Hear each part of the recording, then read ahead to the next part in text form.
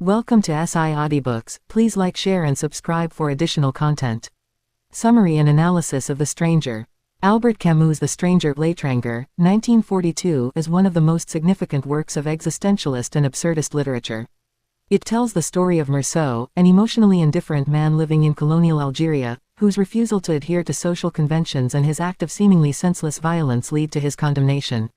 Through minimalist prose and a focus on the mundane aspects of life, Camus invites the reader to explore profound philosophical questions about existence, the nature of truth, and humanity's confrontation with death and meaninglessness. Plot summary in full detail. Part 1. The events leading to the crime. Chapter 1. The funeral and emotional detachment. The novel opens with the death of Meursault's mother, whom he had placed in a nursing home in Marengo. Meursault's first-person narration begins with the starkly famous line, "Mother died today. Or maybe yesterday, I don't know." This line immediately establishes Meursault's emotional detachment and his disinterest in the traditional expectations of grief. His relationship with his mother, though not hostile, was distant. Meursault believed that their separation was logical since they no longer needed each other's company. The funeral vigil highlights Meursault's focus on physical sensations rather than emotions. He observes the bright white walls of the room, the discomfort caused by the heat, and the unspoken expectations of the mourners, who judge him for not crying or showing visible sorrow. He smokes cigarettes and drinks coffee with the caretaker during the vigil, actions that later become central to how society judges him at his trial. During the procession to the burial site, Meursault is overwhelmed by the oppressive heat and light, which Camus uses as a motif to symbolize the physical reality of life. Meursault does not view the funeral as a moment of closure or loss but as an experience to endure, disconnected from its emotional or moral weight. Chapter 2. Return to routine and Marie's introduction. The day after the funeral, Meursault returns to Algiers and resumes his life without reflecting on his mother's death. He swims at a local beach, where he encounters Marie, a former co-worker with whom he had a flirtatious history.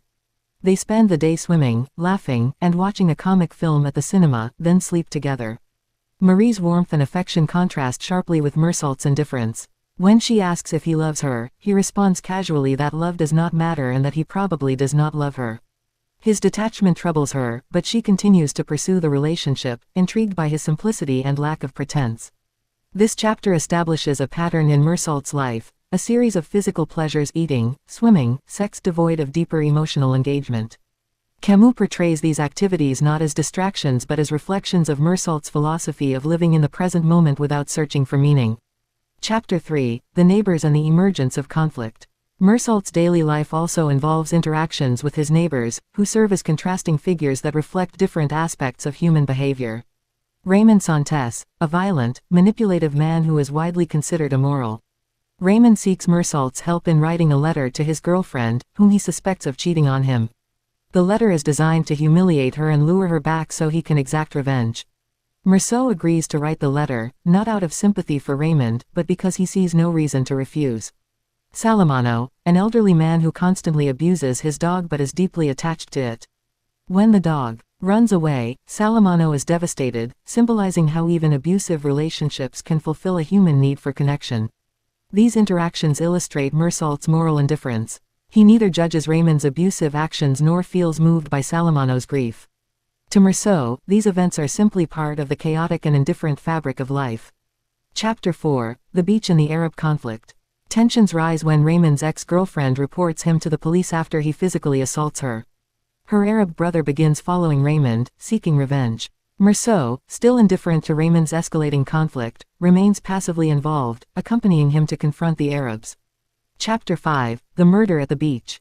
Raymond, Meursault, and Marie are invited to a beach house owned by Raymond's friend Masson. During a walk along the beach, they encounter the Arabs. A fight breaks out, and Raymond is injured. Later, Meursault, walking alone under the searing heat, encounters one of the Arabs by a spring. The light reflecting off the Arab's knife and the overwhelming heat create a disorienting sensory experience for Meursault, leading him to shoot the Arab once, then fire 4 additional shots into the lifeless body.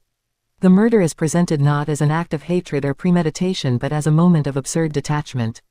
Meursault's action is motivated by the physical discomfort of the son in his disoriented state, emphasizing Camus' absurdist philosophy: human actions often lack rational or moral justification. Part 2. The trial and Meursault's existential awakening. Chapter 1. Arrest and incarceration. Meursault is arrested and subjected to a legal process that focuses less on the murder itself and more on his character. His unemotional reaction to his mother's death becomes a focal point, with the prosecutor portraying it as evidence of his moral depravity. Society, unable to comprehend Meursault's indifference, seeks to impose meaning on his actions. Chapter 2, The Trial. The trial becomes a surreal spectacle, with witnesses discussing Meursault's behavior at the funeral rather than the murder. The court's obsession with assigning meaning to Meursault's actions highlights the absurdity of societal norms. The prosecutor argues that Meursault's lack of grief makes him a soulless, dangerous individual.